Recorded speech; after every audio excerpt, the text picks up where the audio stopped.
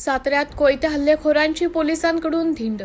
शहरातील मोळाचा ओढा परिसरात गॅरेज मालकावर कोयत्याने जीवघेणा हल्ला करणाऱ्या 6 आरोपींची शाहूपुरी पोलिसांनी मोळाचा ओढा आणि करंजे नाका परिसरातून पायी धिंड काढली। या कारवाईमुळे कोयता गँगवर पोलिसांनी वचक बसवण्याचा प्रयत्न केल्याचं स्पष्ट झाले।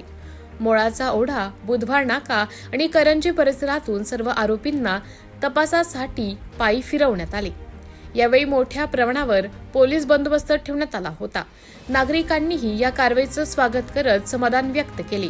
काही दिवसांपूर्वी संबंधित आरोपींनी किरकोळ वादातून गॅरेज मालकावर कोयत्याने हल्ला करून परिसरात दहशत निर्माण केली होती। या घटनेनंतर पोलिसांनी तातडीने तपासाची सूत्रे हाती घेत आरोपींना अटक केली। शहरात वाढत चाललेल्या कोयत्या गँगच्या दहशतीला आळा घालण्यासाठी ही कारवाई करण्यात आल्याची माहिती पोलिसांकडून देण्यात आली।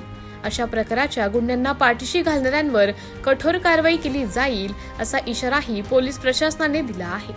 या धिंडीमुळे परिसरात नागरिकांची मोठी गर्दी झाली होती।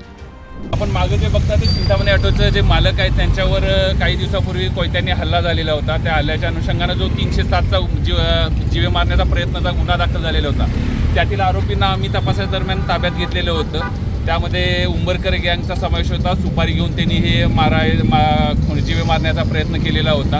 त्या अनुषंगानं यातील आरोपी जे आहेत सगळ्या PCR-मध्ये आहेत, त्यांच्याकडून जे घटनाक्रम होता त्यांनी म्हणजे कट रचण्यापासून दुकानाची रेकी करून सगळे हे म्हणजे हल्ला करेपर्यंतचा जो घटनाक्रम होता, त्या घटनाक्रमाच्या अनुषंगानं पूर्ण घटनाक्रम आणि मार्ग हे आरोपींच्याकडून आपण खातरजमा करून घेतलेला होता, जेणेकरून जे आम्ही फुटेज घेतलेलं आहे ते फुटेज आणि त्याच्याशी मॅच होतं का याबद्दल बघून खात्री करायची होती। त्या अनुषंगानं आपण त्यांच्याकडून ती घटनास्थळ आणि रूट जो आहे तो खात्री करून खातरजमा करून घेतलेला आहे। एकूण किती आरोपी ताब्यात घेतलेले आहेत आपण? सध्या आपल्याकडे 6 आरोपी आहेत आणि यात आणखी 2 आरोपी फरार आहेत, 3 आरोपी फरार आहेत, त्यांचा आपण शोध घेत आहोत। आणि याच्यामध्ये सुपारी देण्याचा काही विषय होता का? सुपारी देऊन हाही घटनेत जो जखमी आहे त्याच्या नातेवाईकांच्या बरोबर जमिनीचा वाद होता। त्या वादातून यांचे नातेवाईक आहेत, आपल्या गुन्ह्यातला आरोपी क्रमांक 1 आहे, त्याने या उंबरकर गँगला सुपारी दिलेली होती। नातेवाईक ताब्यात आहे?